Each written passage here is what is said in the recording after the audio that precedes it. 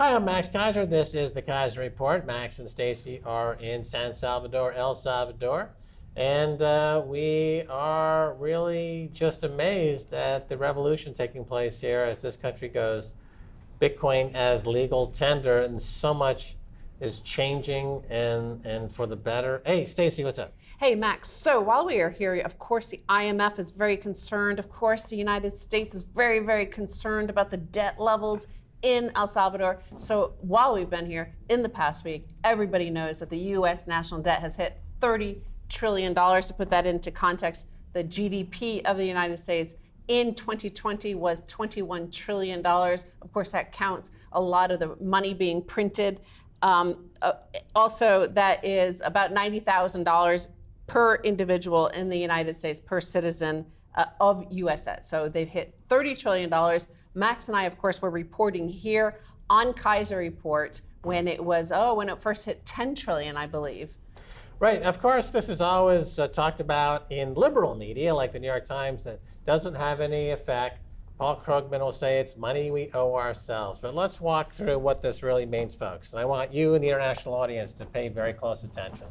The United States now has 30 trillion in debt, which means that it's a statistical impossibility and a non-event, that they can never raise interest rates because of this enormous Ponzi scheme they've created. They can never raise interest rates. Okay, so what about the US dollar? Okay, the US dollar would normally fall because the country's becoming bankrupt.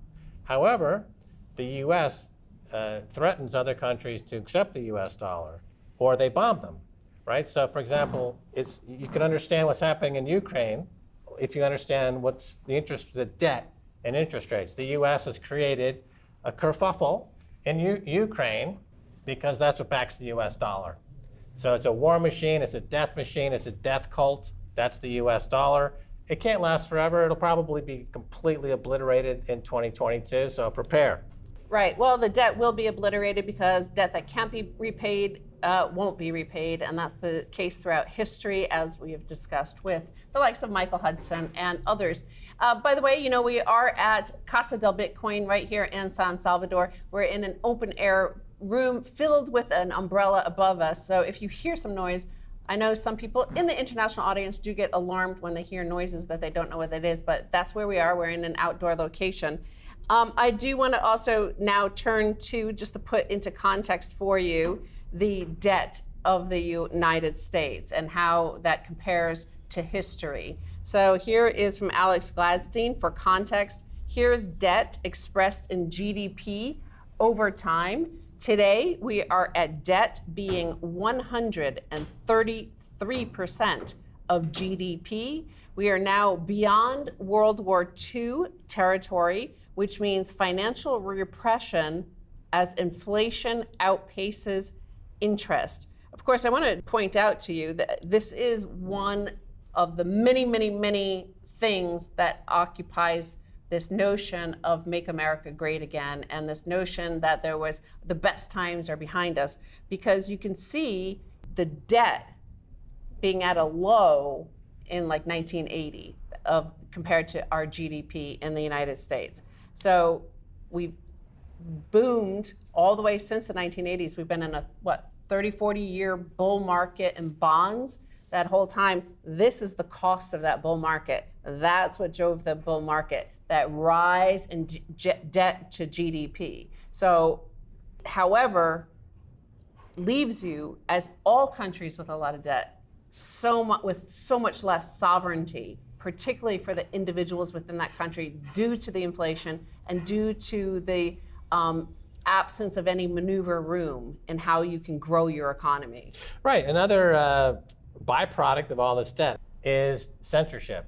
So the reason why you have a lot of pushback against independent media like Joe Rogan is that the mainstream media, the Washington Post, New York Times, CNN, they cannot even have a single dissenting voice that will point out the obvious, that the U.S. is simply printing money and giving it to a few crony friends and making them multi-hundred billionaires, and they're driving the deaths of despair, of suicide and drug overdose to new all-time highs. Those facts cannot be said. So they need to get rid of folks like Joe Rogan. So once you understand the debt, once you understand interest rates, and the dollar and how it all works, then you understand pretty much everything. Well, so fortunately, I'm like really positive about what the situation is at the moment, because the situation is that these are just like the end is near. You know, the end for fiat is near. It's game over, as they say. And Bitcoin, fortunately for everybody in the world, Bitcoin fixes this. So I feel like a lot of relentless optimism. That's why I'm here in El Salvador. That's why I feel positive about the future. So, you know, when you look at these headlines and you look at the presentation and you look at the data and you look at the charts, and it can be easy to feel sort of overwhelmed and filled with despair. Of course, in America, as we've covered, you know, there are huge numbers of deaths of despair, but there's no reason to do that because there is an opt-out now. There is a plan B. There is a way out of it, and that is Bitcoin, right? It's a way out of the system. We're seeing a more and more rapid hyper-Bitcoinization. At this point, it's almost difficult to keep up with it. You can't keep up with it in 3 days a week of news of yet another country, whether it's Russia or India or you know, other nations now starting to say, okay, we're going to allow Bitcoin. We're not going to ban it. We're not going to regulate. We're just going to regulate it, and blah blah blah. So it is like hyper-Bitcoinization is already here, and at this pace, it feels to me like we're going to have total hyper-Bitcoinization and a replacement of the dollar, perhaps by the summer, because this is going much faster than I ever anticipated years ago on Keiser Report. Well, I look at a company like PayPal, whose stock has crashed because of Bitcoin. That just apply that idea across all payments processors, across Visa, MasterCard, across the banking sector, across the central banking sector, across the failed nation states like the United States or Great Britain, and you see that they can very quickly crash. Or Enron, remember one day it was worth $80 billion, the next day it was worth zero. It'll be very, very quick. One day you'll wake up, probably in 2022, the dollar will have lost 80% of its value against other currencies around the world. Bitcoin will be at $800,000 or $900,000 a coin. Michael Saylor will be the richest man in the world, and it'll all happen very, very quickly. But you know, we've been telling you for 10 years, like Noah, if you didn't get on the ark by now, you know, get an umbrella. So Max believes the US dollar might fall 80% against other currencies. I don't believe that. I believe it will only fall against Bitcoin because that's the only money that will be left standing. All other currencies will fall at the same exact pace. You see it with the altcoin market always. They never fall like, oh, one of them is falling against it. The entire sector will crash like 80, 90% in 1 month. And that's what's going to happen with the dollar, the euro, the yen. Every single currency you could possibly think of that is fiat will do the same against Bitcoin. True, absolutely agree with that. So I want to, nevertheless, we're still Keiser Report. We're still making programs here, and we're still reporting on the collapse of it. Of course, 10, 11 years ago when we first started, we didn't see that it would happen so rapidly. This was something I thought would happen in 20, 30 years and prepare you for it, but it looks like it's happening this year. So here's another sign of the sort of collapse of the dollar, because that's the number one fiat, right? That's the best, strongest fiat of all.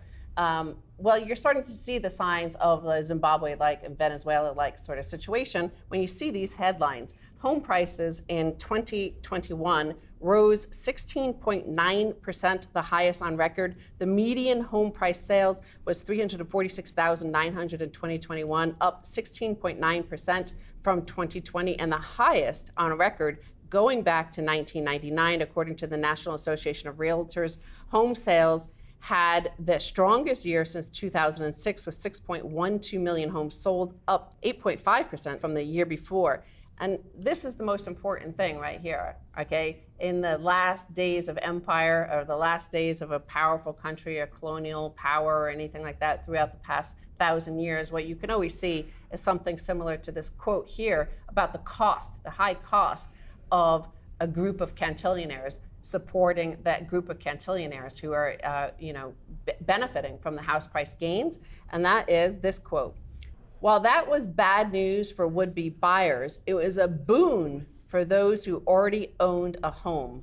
A typical homeowner accumulated $50,200 in housing wealth, looking at the median price from 2020 to 2021. So you're starting to inch up to actual household average income or median income across the United States. It's like you're making $50,000 just sitting there at home. And in fact, if you quit your job because your house price is gaining $50,000 a year, then you could extract that equity. What happens is not only does ultimately the economy destabilize in the long term because nobody's having to produce, and these people are able to stay home.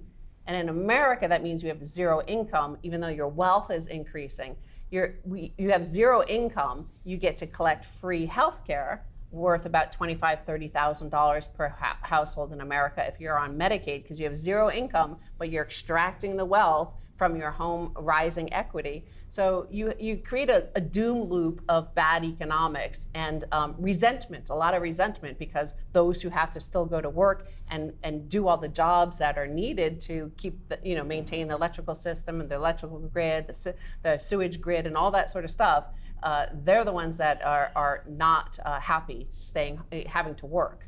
Right, so it's like feudalism as a service, right? So for those who are getting direct transfer payments from the central bank, they can just extract those payments through their bank by keeping their house at the bank as collateral. Everybody else, they're seeing prices for food and energy go up. Oil looks like it's going to top $100 a barrel pretty soon now. And they are living like serfs in the Middle Ages. And that gap is getting wider and wider because nobody in policymakers, like a Nancy Pelosi, for example, I see she was trading on her Microsoft options, insider trading again. Good going, Nancy, criminal. And so they're not going to do anything to stop it because they're also got their snouts in the trough, so to speak. So they're not going to stop it. So median household income, according to the census in America, was $67,521. So it's not quite at the same sort of level as in the United Kingdom, where home equity lines of extraction far surpass any sort of median income. So you're getting at that point where it's total destabilization, total wealth and income gap, and extremity in it, and sort of a lordly aristocratic class. Right, well, and the United Kingdom never pretended to be something other than a constitutional monarchy is what they have over there. In the US, it's the same thing, except we have tech monarchs. And money printed aristocrats. All right, we're gonna take a break, and when we come back, much more coming your way.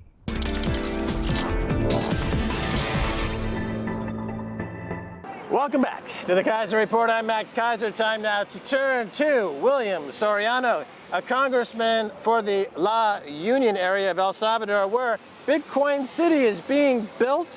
He's with President Bukele's party, New Ideas, which is 3 years old today. William, happy birthday. Thank you. It's a pleasure to be here in Keiser Report. I've always watched you guys. I've always been a fan of your show. But right now, as you mentioned, it's the third year of Nuevas Ideas reaching the government, defeating the bipartisanship for the first time, and Nayib Bukele becoming president of El Salvador. I want to talk about that, and I should mention that we're downtown San Salvador, and there's a construction boom going on. People might hear construction going on. There's a huge library being built. There's going to be a ceremony here this evening. I know one of your dreams growing up was to revitalize this whole area, and that seems like it's on schedule. It's part of the incredible transformation and revolution going on here. And so to your point about the defeat of bipartisanship, as you say, President Bukele, the New Ideas Party, it just broke open the model. It broke everything apart and introduced really a new way of looking at politics, not only in El Salvador, but this entire region of Central America and Latin America. Is that a fair statement? Yes, you know what? El Salvador was a victim of the Cold War. Let's put it that way. Let's start this way. Yes. One side, the United States supporting the army, the government, and the other side, communists supporting communists, right? And they made Salvadorans kill each other. 70,000 Salvadorans died in the war, and that allowed us, or made our country to become a bit violent as a society, right? And there's a whole bunch of problems that came from that part, from the war that we lived for almost 10 to 12 years. But also, that led to the or the rise of two political parties that dominated politics in our country for 30 years. Left and right, both corrupt. In the script, they were enemies. Behind the scenes, they were friends. And they just tore our country apart. And that's where a new generation of politics or politicians led by Najib Bukele came into the stage and broke and shattered all the models. Right, so this two-party system, the pantomime, as you describe it, really, opposing each other to the press, but really working together behind the scenes. And the left has always been about redistributing wealth to the poor, and the right has always been more of a heavy-handed military type of organization. And the ebb and flow goes back and forth between these two parties, not only in El Salvador, but all of this entire region. Okay, along comes Najib Bukele, who was of one of the major parties, and he had, I guess, one day, he had a political awakening, what you could say, Yes. and realized that this was the time to make a major, I wouldn't call it a gamble, but to see things in a new way. And I think New Ideas is a good name for the party. How many of the existing Congress immediately joined him? None. None. When New Ideas was born as a political party, it was for the presidential elections, but they blocked our party. In those elections, he couldn't participate under New Ideas as a flag. So he had to join another party to be able to run. Since they blocked every effort he made to participate, the system blocked him away. But, you know, when people decide that this is the right time to actually change things, there's nothing that can stop people from doing it. And that's what happened in El Salvador. Najib Bukele represents the generations that grew up after the war, but also the people that were deceived by these political parties, that they promised a different El Salvador, but what they actually built was a very unstable, unsecure, not well-educated country with a lot of problems, and we had to inherit them and face them now that we're in government. Right now that we're actually in the Congress and in the presidency of El Salvador, things are moving quite fast. Right, I know people that come now, we're talking, of course, with bankers and investment bankers about the new volcano bonds, and they come and they meet with people in the government and advisors, and they say, this is like a startup. This is like a startup company. President Bukele is like the CEO of a startup, and the potential is quite staggering. We give the natural resources. You have these the volcano bonds. You have the population that's incredibly motivated and animated and ready for change. But also the governance he has, because we have 56 congressmen out of 84. So this means that we don't need any vote from the opposition to take any decision. And that's a very big responsibility that we have as Salvadorans, as congressmen. But we take it very seriously. And of course, all the decisions are for the people. And that's a very important thing. Right now, our president is running our country in the fastest way possible, supported by the whole Congress, by his whole team as well. And that's how you get a country to move actually very fast. Okay, so there's some who would describe what you're talking about there as a bit heavy-handed, but let's talk about this Bitcoin law that was passed very quickly. Yeah. Because it's a law that makes Bitcoin legal tender, and it gives every individual in this country the opportunity for individual sovereignty. Exactly. This is the complete opposite of what is the perception of the president as being a centralized man of power. He's actually the complete opposite. He's decentralizing power with Bitcoin.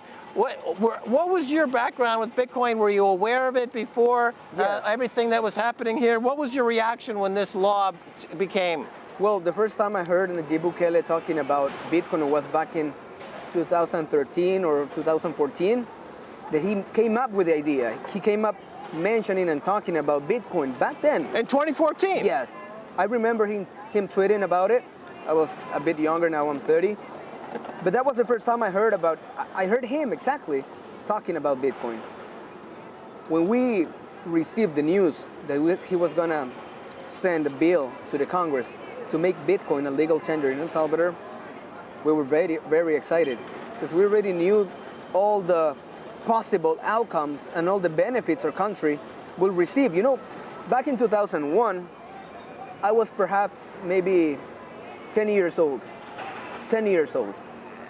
As a secret of state, the government that belonged to the right party, they set the United States dollars as our local currency.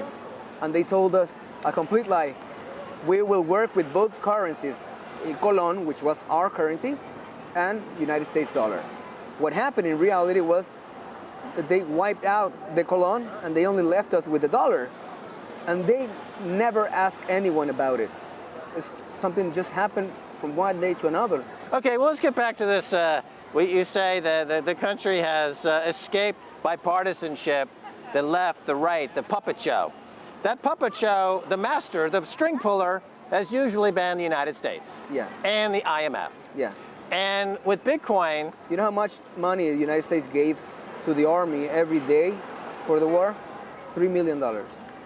It's a staggering sum. And so now President Bukele comes, he sees Bitcoin as a way to escape the US dollar hegemony. As you describe it, it was the colon, it was the dollar. The dollar took over and it's used as an instrument of colonialization. Yeah. And so now that Bitcoin is introduced, it's a way out of this, a path forward. And now we have, the IMF says they're concerned about El Salvador. Your response? Well, I don't think that's a genuine concern. I think they're more concerned about keeping their power and the degree they have in the financial system around the world. That's what I think about it. Right. Simple words. Yeah, it's simple words backed up by a simple, very effective plan, Yeah. which is great. Now, the volcano bond was announced by President and Samson Mao in November at the end of Bitcoin Week. This has rocked the world of international finance. Tell the world about the volcano bond, a massive innovation on par with the invention of Bitcoin itself. This is really the second coming of Bitcoin in a way. Tell us what you know. What's the current status? Well, right now, our president is going to give in the next days some announcements, pretty exciting announcements. As you know him, right?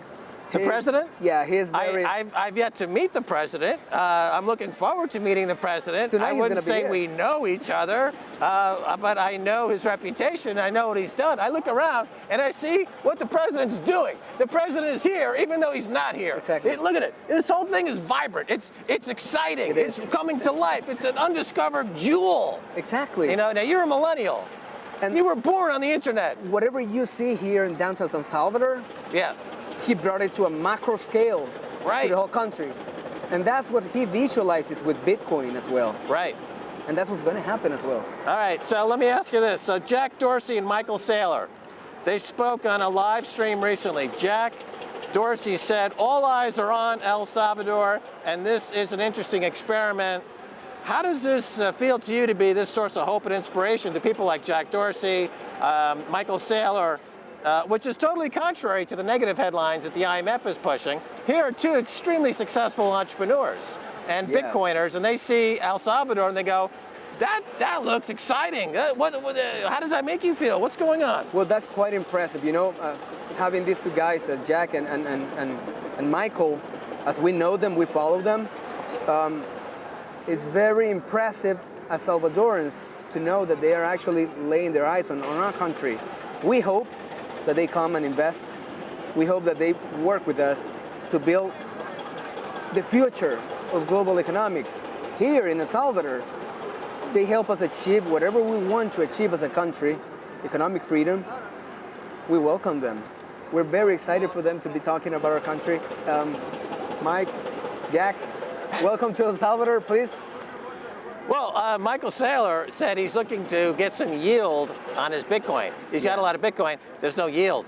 So, okay, here's the volcano bonds. You're going to be paying 6.5%. You've got all that upside with your bond. Plus, you're helping spread the message of Bitcoin globally, which helps his position. He's got a lot of Bitcoin.